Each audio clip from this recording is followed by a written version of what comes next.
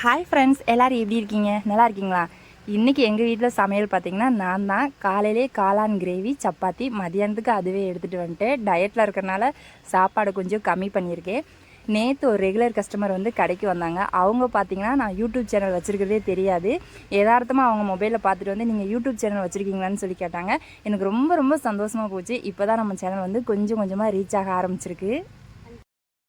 இனிமேல் நம்ம சேனலில் ஒரு நாள் விட்டு ஒரு நாள் லாங் வீடியோ வந்துடும். மறக்காமல் செக் பண்ணி பாருங்கள்.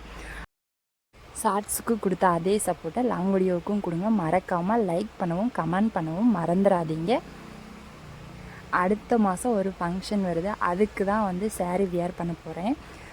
சாரீ கட்டி கிட்டத்தட்ட ஒரு 2.5 வருஷத்துக்கு மேலே ஆகுது. இப்போ தான் ஃபர்ஸ்ட் டைம் இனிமேல் தான் கட்ட போகிறேன்.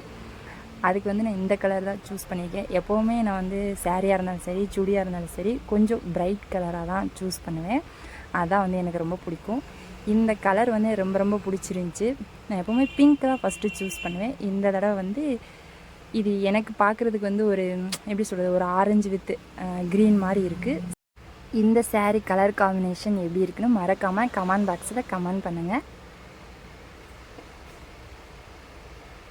இன்றைக்கி சாப்பாடு பார்த்திங்கன்னா ஒரு சப்பாத்தி, முட்டை வந்து அவிச்சு காலையில் சாப்பிட்றதுக்காக கேட்டேன். ஆனால் அம்மா பார்த்திங்கன்னா நான் மதியானம் சாப்பிட்றது கேட்குறேன்னு சொல்லி டிஃபன் பாக்ஸில் போட்டு பேக் பண்ணி வச்சுட்டு, இன்றைக்கி என்னோடய சாப்பாடு பார்த்திங்கன்னா 2 முட்டை, ஒரு சப்பாத்தி, அப்புறம் வந்து நட்ஸு, ஜூஸு எல்லாம் சாப்பிட்டு எப்பவும் போல் டியூட்டிக்கு கிளம்பியாச்சு.